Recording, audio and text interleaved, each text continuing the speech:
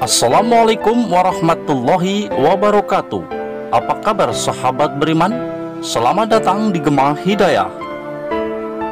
Setiap umat muslim di dunia ini sangat mendambakan melaksanakan ibadah haji di tanah suci Mekah. Faktor ekonomi dan kesehatan fisik menjadi tantangan utama dalam menjalankan ibadah haji ini. Mereka selalu setuju bahwa kita jika di tanah suci merupakan pembalasan yang nyata untuk para pendosa. Banyak para jamaah yang mempunyai cerita menarik saat melaksanakan ibadah di tanah suci. Hal ini terjadi kepada seorang wanita yang diazab oleh Allah Ta'ala di tanah suci.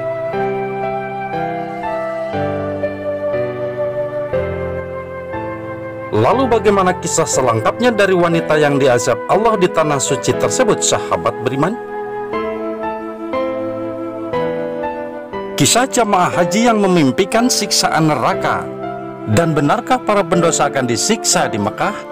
Kalian bertanya-tanya sekarang? Para jamaah yang telah menjalankan ibadah haji atau umroh di sana pasti mempunyai cerita tersendiri yang mereka simpan. Berikut kisah nyata seorang jamaah haji wanita memimpikan siksa neraka. Tonton video ini hingga akhir agar kamu dapat menemukan informasi secara utuh dan tidak tersesat. Banyak yang bilang bahwa di tanah suci para pendosa akan mendapatkan azab secara nyata di dunia. Semua perbuatannya sahabat beriman akan dibalas secara nyata dan langsung oleh Allah Subhanahu wa Ta'ala. Salah satu kisah ini menimpa seorang wanita cantik yang melaksanakan ibadah haji. Ia bersama rombongan sangat bahagia sekali. Sesampainya di sana, wanita dan rombongan tersebut dijemput oleh bis yang membawa mereka ke Madinah untuk berangkat ke tanah suci melaksanakan ibadah haji yang pertama kalinya. Namun sesampainya di Madinah, wanita ini tiba-tiba pingsan sebelum menginjakkan kakinya di tanah. Akhirnya sang wanita pun dilarikan ke rumah sakit oleh pengawas rombongan ibadah haji tersebut. Ketika ia dirawat dengan baik di rumah sakit Madinah, setelah 2 hari tidak ada perubahan drastis dari kondisi sang wanita tersebut. Dokter yang di sana pun menyatakan wanita ini dalam keadaan koma. Karena hal tersebut, sang pengawas haji seorang ustadzah melarikannya ke rumah sakit yang lebih besar agar mendapatkan penanganan yang lebih baik lagi. Setelah beberapa hari menunggu, akhirnya sang wanita pun sadarkan diri dan membuka matanya. Ustadzah pun senang dengan hal ini dan langsung menghampirinya. Namun sesampainya di ruangan, sang wanita memeluknya dengan erat dan terisak-isak tanpa henti di pelukan sang ustadzah. Sang ustadzah pun bingung dengan keadaan tersebut dan menanyakan kepada wanita tersebut mengapa menangis. Wanita tersebut menjawab dengan mata yang merah dan berlinang air mata bahwa dirinya ingin segera bertaubat. Dirinya sahabat beriman mengakui selama koma ia mendapatkan azab Allah dengan merasakan siksa api neraka. Hal ini pun dikarenakan karena ia telah banyak melakukan dosa selama hidupnya.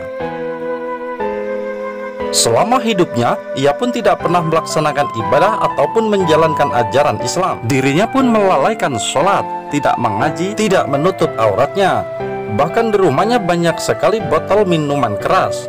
Sang wanita pun berkata, "Saya rasa saya seperti diazab di neraka. Saya ini seumur hidup tak pernah pakai jilbab. Sebagai balasan, rambut saya ditarik bara api. Dan sakitnya tidak bisa saya ceritakan dengan kata-kata." Menjerit-jerit si wanita itu minta ampun, minta maaf kepada Allah. Bukan hanya itu saja, bahkan buah dada saya pun diikat, dijepit dengan penjepit yang dibuat daripada bara api. Kemudian ditarik ke sana ke sini, putus jatuh ke dalam neraka. Buah dada saya hancur terbakar. Panasnya bukan main. Saya pun menangis, menjerit kesakitan. Saya masukkan tangan ke dalam api itu dan saya ambil buah dada itu kembali. Selama siksaan itu pun ia memohon kepada Allah untuk diberi kesempatan hidup sekali lagi. Akhirnya doanya pun dikabulkan dan dia kembali hidup di dunia. Sungguh mengerikan siksa dan azab Allah kepada para pendosa.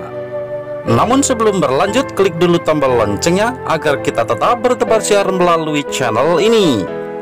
Mari berbagi pengetahuan dan ilmu yang bermanfaat. Amin ya robbal alamin. Bagaimana perintah menutup aurat perempuan dalam Islam?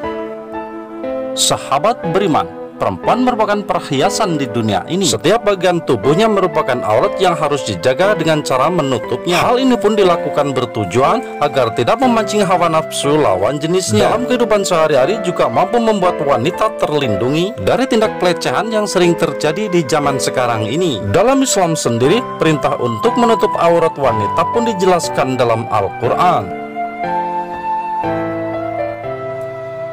Dan katakanlah pada perempuan yang beriman, agar mereka menjaga pandangannya dan memelihara kemaluannya. Dan janganlah menampakkan perhiasannya ataupun auratnya, kecuali yang biasa terlihat.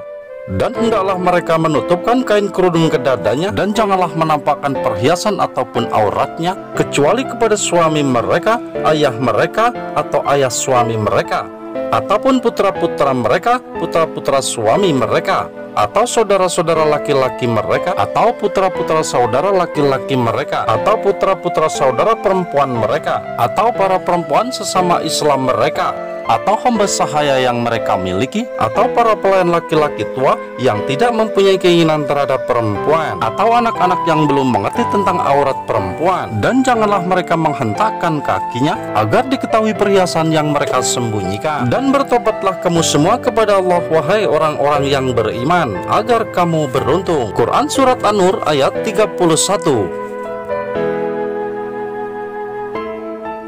Maka dari ayat tadi sangatlah jelas perintah yang diberikan kepada setiap muslimah yang ada di dunia ini untuk menutup auratnya. Namun pada saat ini masih banyak wanita yang tidak menutup aurat mereka dan memakai pakaian yang terbuka. Hal ini tentu saja akan membawa mereka ke dalam neraka dan akan mendapatkan azab yang sangat mengerikan. Apakah bahaya tidak menutup aurat? Sesungguhnya sahabat beriman, wanita yang tidak menutup auratnya akan mengalami kerugian dan neraka akan menjadi tempat mereka kembali di akhirat nanti. Hal ini pun digambarkan dalam hadis. Ada dua golongan ahli neraka yang belum saya lihat keduanya. Pertama, kaum yang membawa cambuk seperti ekor sapi yang mereka pakai untuk memukul orang atau penguasa yang kejam. Yang kedua, perempuan-perempuan yang berpakaian tapi telanjang, yang cenderung kepada perbuatan maksiat dan mencenderungkan orang lain kepada perbuatan maksiat. Rambutnya sebesar punuk unta. Mereka ini tidak akan boleh masuk surga, serta tidak akan dapat mencium bau surga. Padahal bau surga itu tercium sejauh perjalanan demikian dan demikian. Hadis riwayat Muslim. Selain itu, dalam kehidupan sehari-hari pun, jika seorang wanita memakai pakaian yang terlalu terbuka, besar kemungkinan akan mendapatkan pelecehan. Kasus tersebut sangat banyak terjadi dan wanita sangat dirugikan akan hal ini. Oleh karena itu, tutuplah auratmu agar kamu terhindar dari azab dunia dan akhirat. Sudah siapkah kalian melakukannya, sahabat beriman?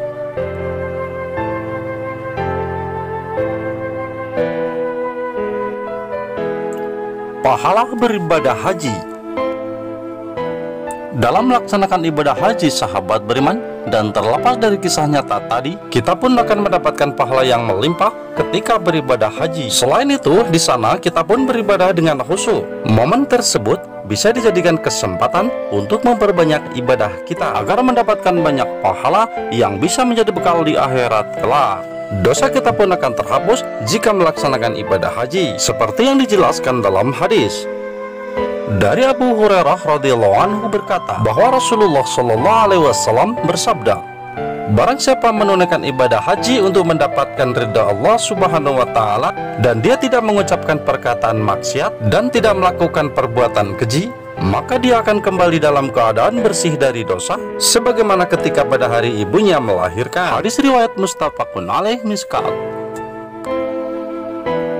Oleh karena itu, sahabat beriman, jika kita memiliki kesempatan untuk menunaikan ibadah haji, maka jalankanlah, karena banyak manfaat dan pahala dari melaksanakan ibadah haji tersebut. Bagaimana sahabat beriman? Sudah siapkah Anda melakukannya? Semoga tayangan ini membuat kita berpikir lebih bijak. Dan jika tayangan ini bermanfaat, maka share ke yang lain, karena sebaik-baik manusia adalah yang bermanfaat untuk orang lain. Wassalamualaikum warahmatullahi wabarakatuh.